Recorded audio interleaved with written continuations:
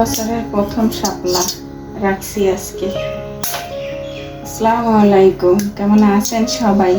আশা করছি আমার প্রিয় ভাই বোনেরা ও দিদিমণিরা কাছে কিংবা দূরে, দেশ কিংবা দেশের বাহিরে যে যেখানে আছেন, আল্লাহর অশেষ রহমতে সবাই অনেক বেশি ভালো আছেন এবং সুস্থ আছেন। আমিও আলহামদুলিল্লাহ।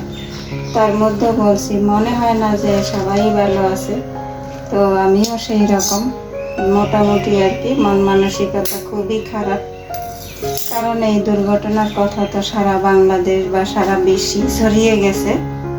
আমার সন্তান না হোক, অন্য একজন মায়ের সন্তানও তো সেখানে আছে, তাই না?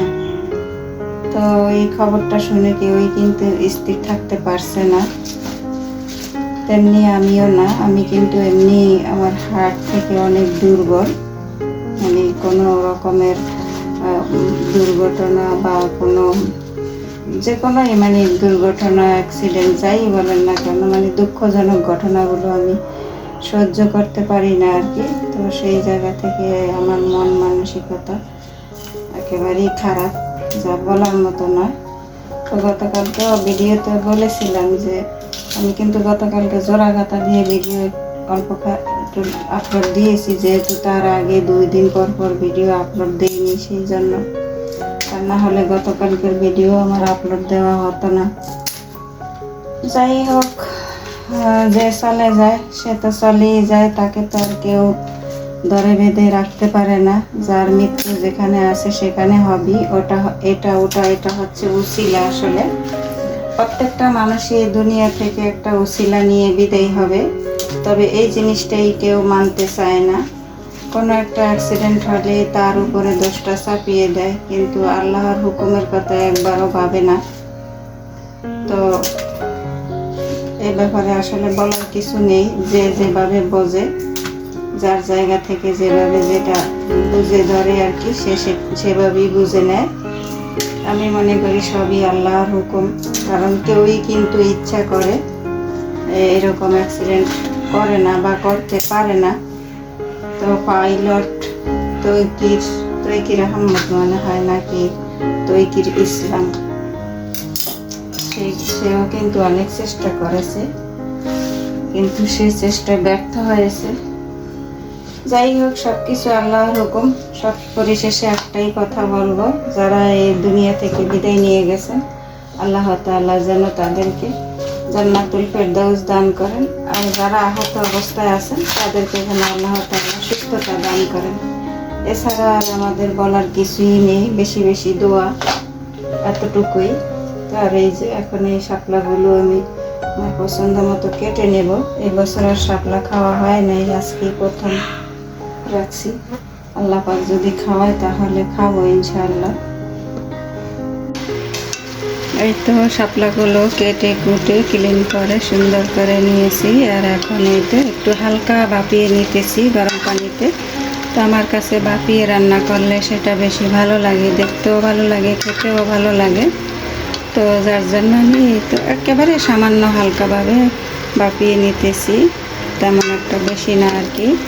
তো জানি না এই পর্যন্ত আমার আপু ভাইয়েরা কে কে আমার সাথে আছেন, ভিডিও দেখছেন কিন্তু একটা লাইক দিতে ভুলে গেছেন। তো প্লিজ ভিডিওর শুরুতে একটা লাইক দিয়ে পুরো ভিডিওটা দেখে নেবেন। সবাই সবাইকে সাপোর্ট করবেন, সবাই সবার পাশে থাকবেন, তাহলে আমরা সবাই একসাথে এগিয়ে যাব ইনশাআল্লাহ।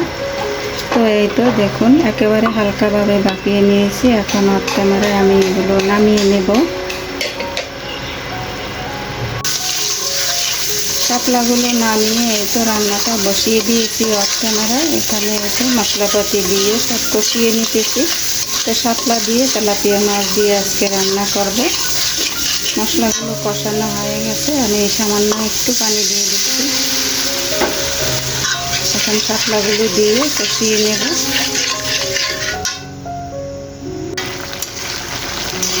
এই তো শাপলাগুলো দিয়ে এখন কষিয়ে নিচ্ছি। কষানো হলে তারপর জলের পানিটা দিয়ে মাছগুলো দিয়ে দেব। মাছগুলো আমি অফ ক্যামেরায় ভেজে রেখেছি, তাজা তেলাপিয়া মাছ।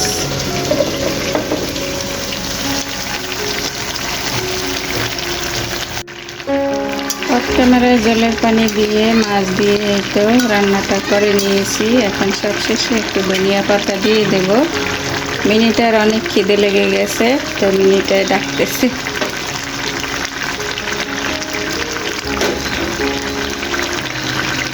তো 2-1 মিনিট জাল করে নামিয়ে নেব।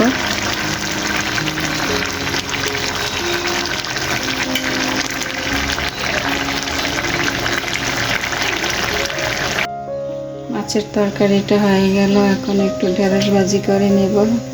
এই তো আর একটা কড়াই বসিয়ে দিয়ে পরিমাণ মতো সাদা তেল দিয়ে দিয়েছি।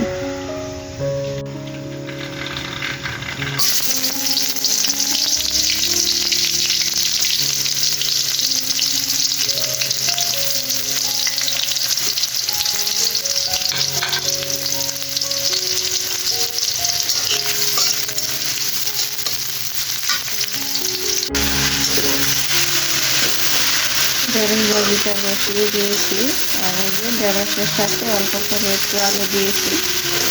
আমার কাছে ভালো লাগে একটু, যে কোনো ভাজির সাথে একটু আলু দিলে খেতে ভালো লাগে।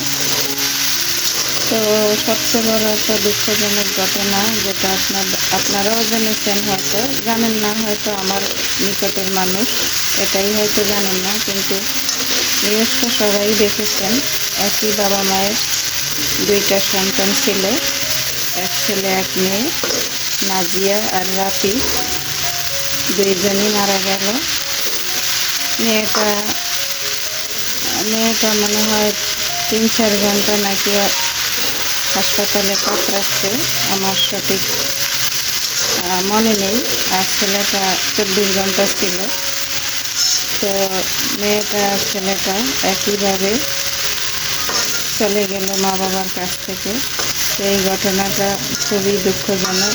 আর বিশেষ করে ওই ছেলে মেয়ের মা বাবাগুলো আমার গ্রামের, আমার এলাকার একেবারে নিকটের মানুষ, আত্মীয় না হলেও একেবারে নিকটের মানুষ। কারণ পাশাপাশি একটা প্রতিবেশী বাড়ি থাকলে অবশ্যই তাদের সাথে ভালো সম্পর্ক থাকে, যেমনটা আমাদেরও ছিল। তো ভাইয়ের মুখটা যখন আমি যে নিউজে দেখলাম, এতটা খারাপ লেগেছে। আর আমি কী বলবো, বলার ভাষা খুঁজে পাই না। সাথে সাথে আপনার ভাইয়াকে ফোন দিলাম, আপনাদের ভাইয়াকে তো যেদিন এই ঘটনাটা ঘটেছে সেদিনই উনি ঢাকা চলে গেছে যে কোনো একটা কাজের সূত্রে। বলবো ইনশাল্লাহ, আপনাদের সাথে সবটাই শেয়ার করব। তো আপনাদের ভাইয়াও অনেক হয়ে গেল আর কি। তো উনি বলছে যে আমি ঢাকা যখন আসি তখন অবশ্যই ভাইয়ের সাথে দেখা করব। তো ভাইয়া হচ্ছে যে ছেলে মেয়ের বাবা মার কথা বলছি, তো উনি হচ্ছে আমার বড় ভাই বোনেদের সাথে বা আমার বাসুরদের সাথে একসাথে লেখাপড়া করছে। খুবই একটা ভালো সম্পর্ক ছিল ওনাদের সাথে আমাদের পরিবারের। তো আমি নিউজটা যখন আমার চোখে পড়েছেন, আমি বিশ্বাসই করতে পারছি না। আর ভাইয়া অনেকটা বয়স হয়ে বিয়ে করেছে, যার জন্য তার ছেলে মেয়েরা অনেকটাই ছোট। তার থেকে কিন্তু আমার হাজব্যান্ডের বয়স অনেক কম, আমারও তো অনেক কম বয়স ভাইয়ার থেকে। কিন্তু আমাদের ছেলেমেয়েরা দেখুন, আমার ছেলেমেয়েরা মাশাআল্লাহ সবাই গ্রাজুয়েট হয়ে গেছে। তো আমরা কিন্তু খুব অল্প বয়সে বিয়ে করেছি, সেই জন্যই তফাৎটা। যাই হোক, সকল সন্তানের রুহের মাগফিরাত কামনা করছি। সবাই বেশি বেশি করে দোয়া করবেন। এছাড়া আর আমাদের করার কিছু নেই ভাই বোনেরা।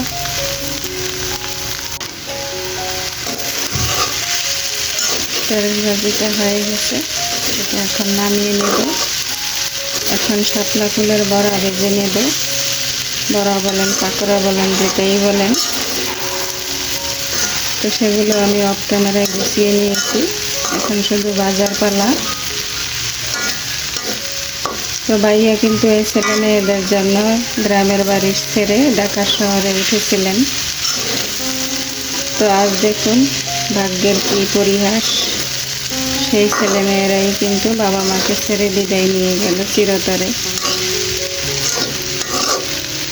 সুবহানাল্লাহ, কেউ কখনো বলতে পারে না কার জীবনে কখন কিভাবে ভালো কি মন্দ কি ঘটবে না ঘটবে। একমাত্র উপরে আল্লাহরই সব কিছু নির্ধারিত করা থাকে। তিনি যা করে রেখেছেন আমাদের জন্য সেটাই হবে, আর সেটাই আমাদেরকে মেনে নিতে হবে।